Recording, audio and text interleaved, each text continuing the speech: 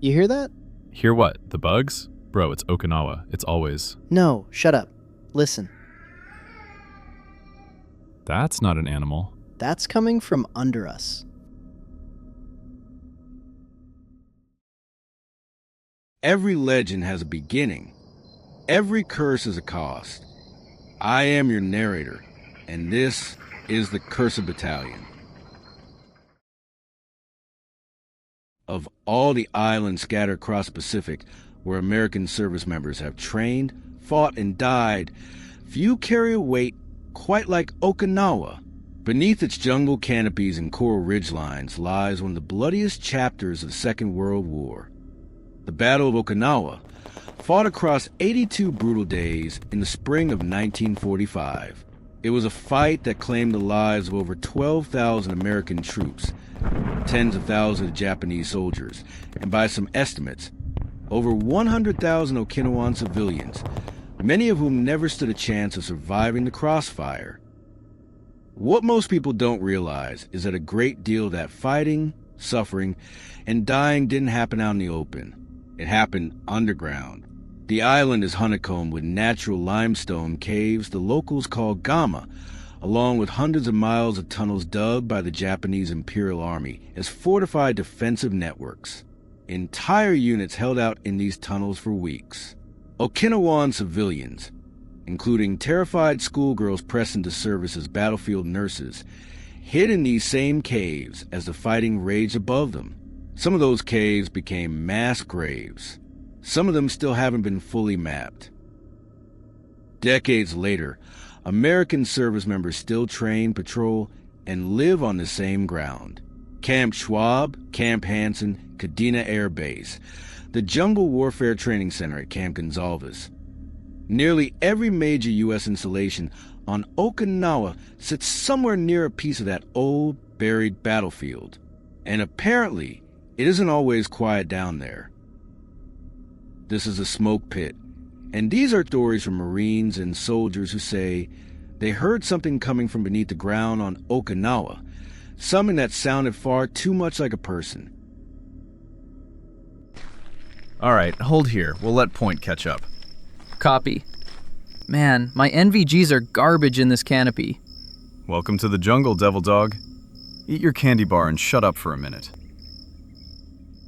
This account was sent in by a Marine who did a rotation to the Jungle Warfare Training Center in northern Okinawa, an area locals call Yamburu, one of the densest, wettest, least developed patches of forest left on the island, and one that saw heavy fighting during the war. He asked that his name be left out of this one. He writes, "We were about 4 days into a jungle skills package, doing a static listening halt around 0200. Everybody's dead tired, dead quiet, just trying not to fall asleep standing up. My team leader taps my shoulder and points down. I figured he wanted me to check my footing on the slope, so I look down, and that's when I hear it, a scream. Not an animal screech, not a bird, a full-on human scream, and it's coming from somewhere below us, like underneath the actual ground we were standing on. We all freeze. My team leader keys up the radio real quiet, asking if anyone else has eyes or ears on something, and everybody comes back negative. Whatever it was, only our team heard it. We held position for another 20 minutes, and it never happened again. In the morning, our Okinawan liaison, a retired JGSDF guy who worked with us as a cultural advisor, casually mentioned that the ridge we camped on had a collapsed tunnel system running underneath it from the war. Said the locals don't come up that way after dark. He didn't say why. He didn't have to. The Marine goes on to say that when he later looked into it, he found that this exact area of Yamburu was documented as having Japanese defensive tunnels dug into the hillsides, several of which were sealed by American forces using explosives rather than being cleared man by man, a common practice of the time, given the fanatical resistance often encountered inside, which means, in more than a few cases, whoever was still inside when those tunnels were sealed simply stayed there. This next account comes from a soldier attached to a joint training exercise near Camp Hansen, submitted anonymously through a military paranormal forum. Central Okinawa saw some of the fiercest close-quarters fighting of the entire campaign, and the terrain around Hansen is still riddled with old fighting positions, pillboxes, and cave mouths that were never fully surveyed after the war. He writes, "We were doing a land navigation refresher out near one of the old training ranges, my battle buddy, and I found what looked like a collapsed cave entrance, just a dark gap between two boulders with rebar sticking out of it, probably from some post-war engineering project to seal it off. We were curious, dumb, whatever you want to call it. So we walked up to it just to look. That's when we heard what sounded like someone crying from inside. Not far inside, either. It sounded close, like right past the opening. My buddy actually called out, 'Hello,' like an idiot. Hello? And the second he did, the crying stopped instantly. Not faded out. Stopped, like someone flipping a switch. We didn't wait around after that. When we told our platoon sergeant later, he didn't seem surprised at all. He just told us that part of the training area used to have signs warning troops away from the old cave systems, and that plenty of guys before us had similar stories. But nobody really talks about it because it sounds insane. Whether what these men heard was some trick of wind moving through old collapsed tunnels, or something considerably less explainable, it's worth noting that Okinawan folklore has its own explanation ready and waiting. Long before the war, Okinawans already had their own beliefs about the spirits that inhabit caves, cliffs, and the deep places of the island. Local tradition holds that every person carries a mabui, a kind of soul essence, and that a mabui can become separated from the body in moments of extreme fear, violence, or sudden death, left to wander the place where the person died. Given how many thousands of Okinawans and Japanese soldiers alike met violent, sudden ends inside these very cave systems during the battle, it isn't hard to see why some islanders treat the Ogama with a mixture of respect and outright avoidance to this day. There's also a much older, mischievous spirit the locals call the Kijimuna, said to live in the banyan trees and quiet places of the forest. Traditionally, the Kijimuna is described as more of a trickster than a threat, fond of pranks, capable of imitating voices, and known for leading travelers astray in the woods at night.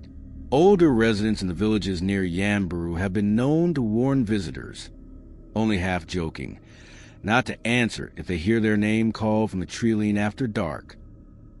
Between the wartime dead and the older island spirits already said to inhabit these hills, service members hearing something crying out from underground on Okinawa are, in a strange way, standing right at the intersection of two very different traditions of ghost stories, one considerably more modern than the other.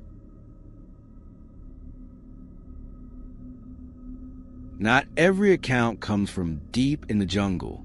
This next story was shared by a former Air Force Security Forces member who pulled perimeter duty near the edges of Kadena Air Base, which sits atop ground that saw fighting during the earliest days of the invasion in April of 1945.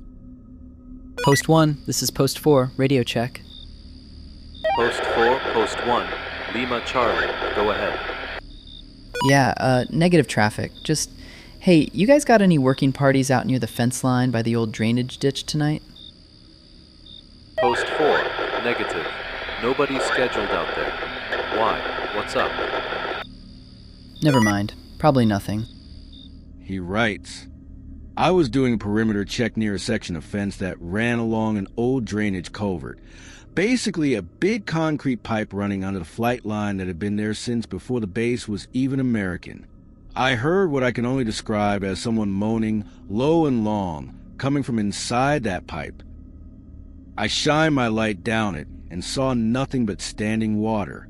I called it in because I genuinely thought someone had gotten hurt and crawled in there.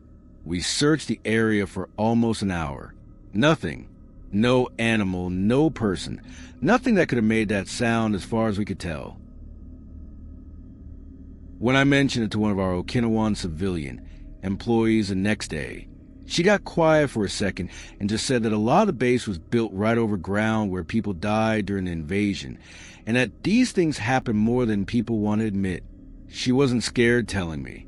She just said it like it was a fact of living there.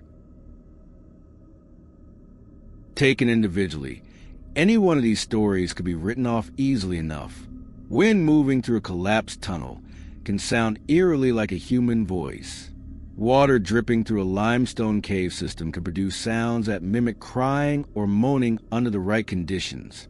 But taken together, alongside the sheer scale of what actually happened on this island 80 years ago, and the fact that local Okinawan tradition was already warning people about these exact places long before a single American boot ever touched the sand at a gushy beach, it becomes a little harder to dismiss outright. Okinawa is, in a very real sense, built on top of its own dead. Bases were constructed over old battlefields because that was simply where the flat, usable land was. Training areas run straight through old defensive lines because the terrain that made those positions valuable to the Japanese Army in 1945 is the same terrain that makes for good tactical training today. Every Marine and soldier who has ever done a workup on Okinawa has, whether they knew it or not, walked the same ground where thousands of people spent their final, desperate days hiding underground from a war that had already been decided. Maybe that's all these sounds really are. Old ground, old stories, and young service members with tired minds and overactive imaginations at 2 a.m.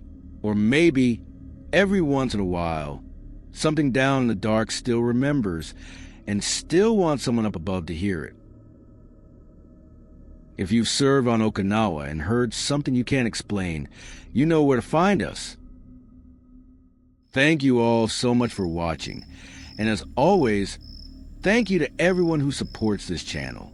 If you're stationed overseas right now, stay safe out there, keep an eye on your buddy, and maybe don't go wandering off toward any strange noises in the dark. God be with all of you, no matter what you're dealing with, and I will see you in the next episode.